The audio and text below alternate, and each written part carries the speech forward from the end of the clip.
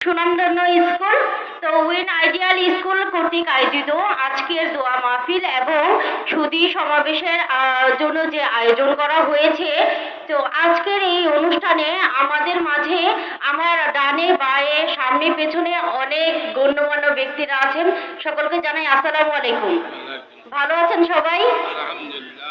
প্রথমে আমি একটি কথা বলবো, তা হচ্ছে কুল্লু নাফসিন যায়িকাতুল মাউত। আমাদের সকলকেই কিন্তু মৃত্যুর স্বাদ গ্রহণ করতে হবে, সেই জন্য কিন্তু আমাদের দ্বীনি শিক্ষা দরকার।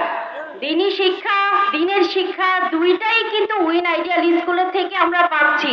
দ্বীনের শিক্ষার জন্য আমরা সমাজে সামাজিকভাবে বেঁচে থাকার জন্য, বর্তমানে আমরা যেভাবে আছি আমাদের বাঁচার জন্য আমাদের দ্বীনের শিক্ষা দরকার। আর দ্বীনি শিক্ষা তো ইসলামিক শিক্ষা, সেই শিক্ষা যেহেতু আমরা উইন আইডিয়াল স্কুলের কর্তৃক আমরা পাচ্ছি, উইন আইডিয়ালের পক্ষ থেকে বাচ্চাদের যেভাবে ওনারা লেখাপড়া করাচ্ছেন, বাচ্চাদের বিহেভিয়ার শিখাচ্ছেন, পারিবারিক একটা শিক্ষা আছে, তার পাশাপাশি বিদ্যালয় থেকেও যে শিক্ষা তারা পাবে, দুইটা যখন একত্রিত হবে তখন আমার সন্তান আপনার সন্তান শুধু শিক্ষায় শিক্ষিত নয়, তারা সুশিক্ষায় শিক্ষিত হতে পারবে।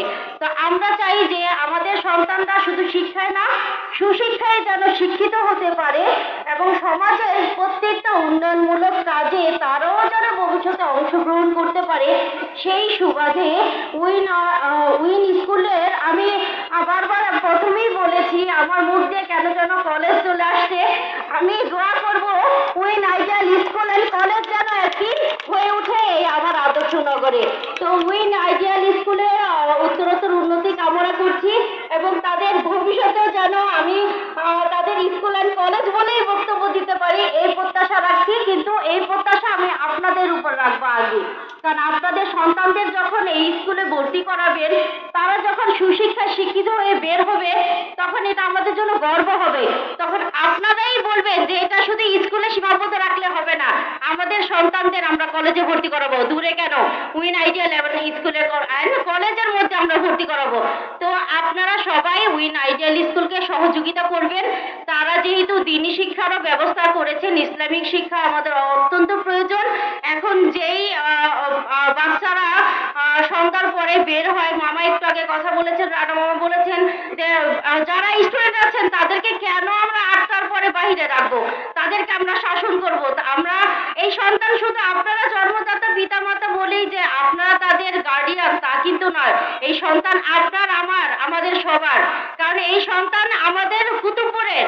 তাহলে যেদিন থেকে নাকি শুরু হয়েছে যে আমার সন্তান যা করবে তা করবে, আমার সন্তানকে শাসন করার অধিকার আপনার কি, যখন থেকে এই প্রচলন শুরু হয়েছে তখন থেকে সন্তান খারাপ হওয়া শুরু করেছে।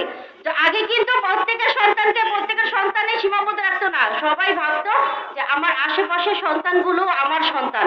তো আপনাদের সন্তানকে আমরা আমাদের সন্তান হিসেবেই গ্রহণ করব, আমরা তাদেরকে বোঝানোর চেষ্টা করব। আপনারা বাবা মা সন্তানদের দিকে খেয়াল রাখবেন যেন আমার কুতুবপুরের কোনো সন্তানকে মানুষ বাজে মন্তব্য করতে না হয়, আমার কোনো সন্তানদের যেন কেউ বাজে কথা বলে আমাদের টিচ না করে। তো সবাই ভালো থাকেন, সুস্থ থাকেন, সকলের যে কোনো প্রয়োজনে আমাকে ডাকবেন, আমাকে স্মরণ করবেন, আমি ইনশাল্লাহ চলে আসব। সেইখানে আমি ভালো থাকি, সুস্থ থাকি আর অসুস্থ থাকি, ইনশাল্লাহ আমি আপনাদের মাঝে আসব।